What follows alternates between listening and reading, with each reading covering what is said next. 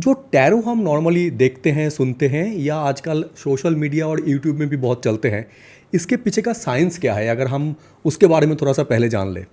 Okay, so if someone does not ask any question, for example relative to relationship or health or money, जो broad categories होती हैं जिसके लिए लोग tarot readings लेते हैं, अगर आप सिर्फ किसी के लिए कार्ड निकालो और वो मेजर आर्काना का निकला तो हमें ये पता चल जाता है कि लाइफ की कौन सी स्टेज पे वो हैं।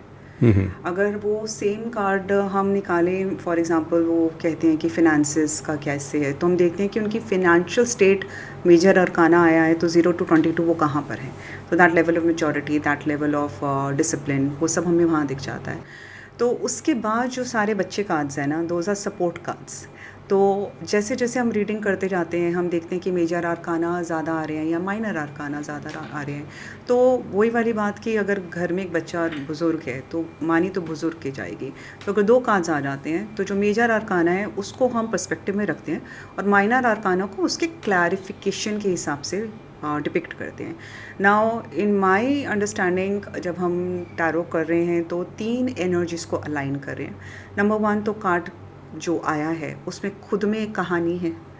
उसके बाद जो आपके सामने बैठे हैं उनकी एनर्जी और उनका क्वेश्चन, क्योंकि वो सेम कार्ड, जैसे लवर्स का हमारा एक कार्ड है, लवर्स का कार्ड अगर कोई अमूमन देखे तो उसको लगेगा कि अच्छा ये तो मतलब रिलेशनशिप का कार्ड हुआ ना, नहीं, बट बिजनेस के केस में लवर्स का कार्ड आना बहुत अच्छा है, विच शोज कंपैटिबिलिटी.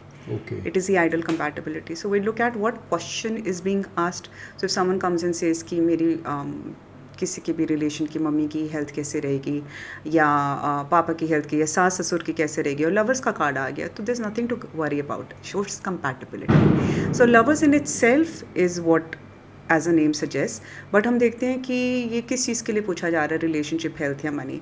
तो पहली चीज़ तो हुई कार्ड की खुद की अंडरस्टैंडिंग. सेकेंड चीज़ है कि क्वेश्चन क्या पूछा जा रहा है. और थर्ड चीज़ है जब आप किसी के साथ बैठते हो, क्योंकि सारा का सारा काम जो है वो परमिशन बेस्ड है, तो उसके लिए उस मोमेंट पे जो इन्फॉर्मेशन ऊपर से आती है उसका टेक्निकल लैंग्वेज लिंगो होता है चैनलिंग. तो उस मोमेंट पे उनके लिए जो चैनलिंग हो रही है, इन तीनों चीज़ों को सिमेट्री में बिठा के फिर उनको नरेट किया जाता है. The narration comes after these 3 are aligned and उनको बताया जाता है आपका फाइनल आंसर क्या है. तो आप देखिए हर किसी का ना रीडिंग स्टाइल अलग है.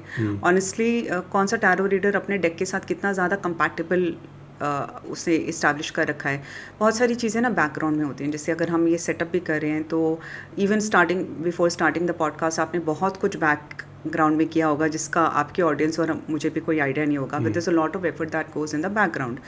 सो जब आप टैरो रीडर के पास जाते हैं तो उससे पहले उसका सेटअप क्या है, उसमें कितनी ज़्यादा एनर्जी है, मतलब इन टर्म्स उन्होंने अपने टैरो डेक को ऐसे ही कहीं रखा हुआ है कि एक ऑल्टर की तरह एक पोजीशन दे रखी है, उसकी रेगुलर क्लेंजिंग होती है, सेजिंग होती है, मंत्र जाप होता है, ये सब उन्होंने कर रखा है. क्या वो उसको once in a while ventilation, धूप लगवाते हैं. तो उन सब चीज़ों से बहुत ज़्यादा एनर्जी मैटर करती है. मतलब अगर आप किसी टैरो रीडर के पास जाओ जो आपके सामने एक ही बॉक्स खोल के उसके अंदर से एक बॉक्स कार्ड का निकालते हैं जो बेचारा सफोकेट हो रहा है किसी कपड़े के अंदर, तो वो टैरो रीडिंग एक्यूरेट नहीं होगी, क्योंकि आपने उसको एक स्थान नहीं दे रखा. वर्सेस अगर आप किसी के पास जाओ जो बहुत ही जैसे पूज्य तरीके से अपने कार्ड्स को निकाले और एक सर्टन तरीके से जैसे रिस्पेक्टफुल इसको स्प्रेड करके एंड उसकी एनर्जी क्लियर करके अगर आपसे बात करें तो आपको फ़र्क दिखता है. इट्स सिंपल एज कि कोई आपके सामने ऐसे ही खाना रख दे वर्सेस कोई खाना परोसे, right? That is when you go to a tarot reader, you realize what is their connection with their specific cards. अब एक जो बेस कार्ड है ना, that is rider waite. Any tarot reader across the globe will have rider waite. कहानी वहीं से शुरू होती है. उसके बाद as your love develops for this game, for this narration, तो आप अपनी कलेक्शन को इन्हांस करना लग जाते हो. सिंपल वर्ड्स में आपकी ऑडियंस के लिए जो बॉक्स है, जो कार्ड्स का एक बॉक्स है, उसे डेक बोलते हैं, और जो नीचे कपड़ा बिछाया जाता है उसे स्प्रेड बोलते हैं.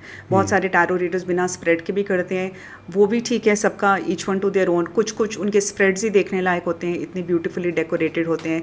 फिर कुछ टैरो रीडर्स हैं जो क्रिस्टल प्लेसमेंट करेंगे, कैंडल प्लेसमेंट करेंगे, उसके बिना उनकी कहानी शुरू नहीं होगी. So each one has a different style, but it all comes down to how well connected are you with the deck. अब राइडर वेट के साथ ही एक टैरो रीडर पूरी ज़िंदगी निकाल सकता है. ठीक है, और कुछ हमारे जैसे सन के होते हैं जिनको 50-55 डेक तो चाहिए, क्योंकि मज़ा भी आता है और कलेक्शन भी अच्छी होती है। जैसे कोई बुक लवर है, उसके पास आप घर जाओ तो दिखेगा कि he is a book lover, she is a book lover, क्योंकि कलेक्शन बहुत ज़्यादा है। Yes. ठीक है, गूढ़ मंत्र शायद 1-2 किताबों में ही होगा पूरी वर्ल्ड का, फिनेंसेस को लेके या किसी भी चीज़ को लेके।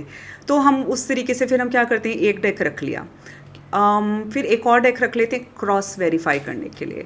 अब कलर्स अलग अलग डेक के रख लेते हैं, क्योंकि इतने हो जाते हैं ना by the end of the reading, मान लीजिए 50-60 कार्ड्स, तो कोई किसी में मिक्स होकर रीडिंग पे इम्पैक्ट ना हो, इसलिए हम कभी कभी क्लैरिफाइड कार्ड से दूसरा डेक लेते हैं। आंसर सब में लगभग सेम होते हैं।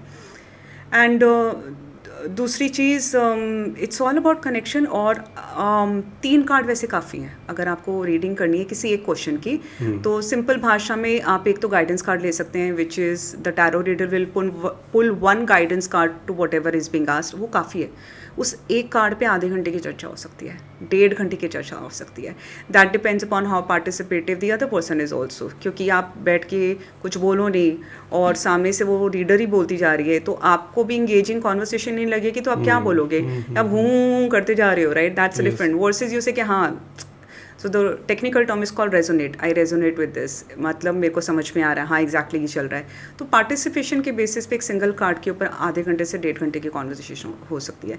Then there is a very popular format, it's called past present and future, which is basically 3 cards. कोई भी सिचुएशन आप उठाओ, तो आप जैसे आप टैरो रीडर के पास गए और आपने अपनी सिचुएशन या बताई, आपकी प्रॉब्लम बताई, और उन्होंने क्या किया, आपसे बिना कुछ डिटेल लिए, बिकॉज क्या है कि अगर आपकी रेगुलर टैरो रीडर है वो तो ठीक है, अगर कोई फर्स्ट टाइम आते हैं तो एक ट्रस्ट इस्टेब्लिश होना चाहिए। तो बेटर ये होता है, even that is what I do in my practice, कि मैं ज़्यादा बोलती हूँ फर्स्ट टाइम में, सो दैट दे अंडरस्टैंड कि you know it's not on the basis of what they have information that they have given me कि मैं बता रही हूँ। तो पास्ट प्रेजेंट फ्यूचर क्या है कि आपने फॉर एग्जाम्पल आके बोला मनी, तो मैं देखूंगी मनी के 3 कार्ड्स, पास्ट में ये था, प्रेजेंट में ये है, फ्यूचर में ये, यहाँ तक इस्टेब्लिश हो गई गेम। अब हम उसके ऊपर हाइपर डिटेल में जाते हैं कि अब आप पूछिए आपको क्या क्या क्वेश्चन पूछने हैं। फिर वो एक एक एरिया को आइडेंटिफाई करके, इस पे मनी, उस पे मनी, जो भी, तो it can go up to 25 cards on the table at one time, but it starts with 3, and 3, 5, 7, 11 are ideal, but how descriptive it gets is a lot of engagement of the other person also. Okay. ठीक है।